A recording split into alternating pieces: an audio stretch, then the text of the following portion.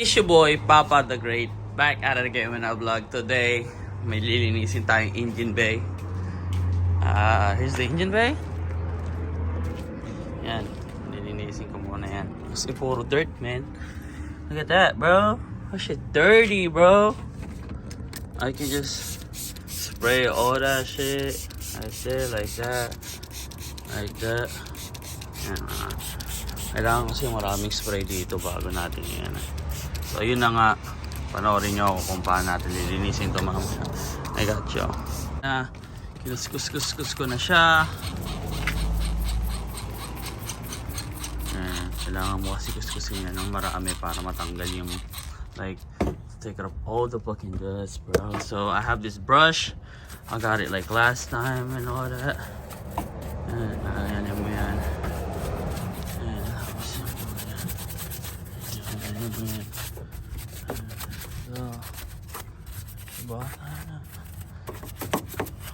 Ang kata, ganyan, ganyan mo. Ganyan, yan. Dito, yan. Tingnan natin kung ano.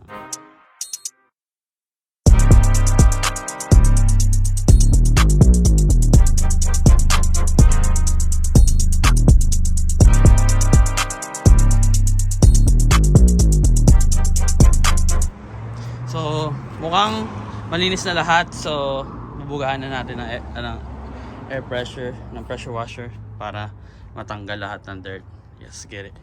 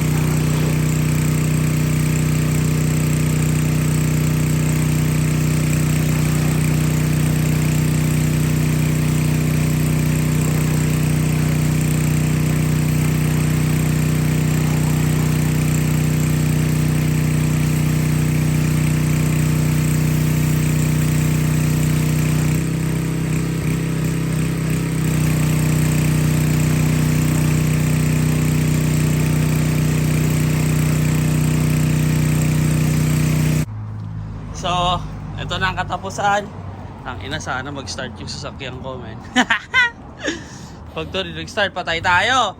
Pero yun na nga, malinis na. Nawala yung mga grease sa spot doon kasi puro oil yan eh. Siguro meron, kailangan lang siya ng I think my head, I need a new head gasket for sure because it was leaking like that, but it's all good. It's easy fix to do that because I'm just gonna keep it all stock.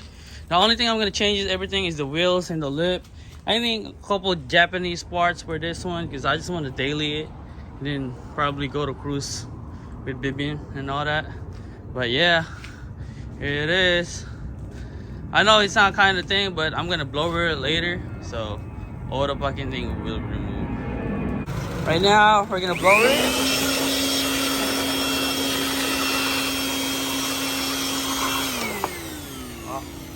Okay, tapos na. Kahit pa paano, nalinis na natin. Tinanggal ko lang naman kasi yung mga dirt, yung mga dusty na ano kasi, di ba? Tingnan mo naman. Ngayon, mukha na siyang malinis. Mukha na talaga siyang OEM. Fresh out of dealership, but next time bibili pa ako ng foam, yung sa pang tires para talaga magmukhang bago, like out of the dealer. Pero yeah, kung gusto niyo gawin to, you have to cover this one, the DC, and then the alternator. So you guys have to cover that because you guys don't want to risk it, because once you guys after, and if you didn't put any plastic on it, the car's not gonna start. Like dead ass, bro. It's not gonna start. But yeah, so this is the progress for today. I'm gonna give you guys a little short video for this. I got y'all.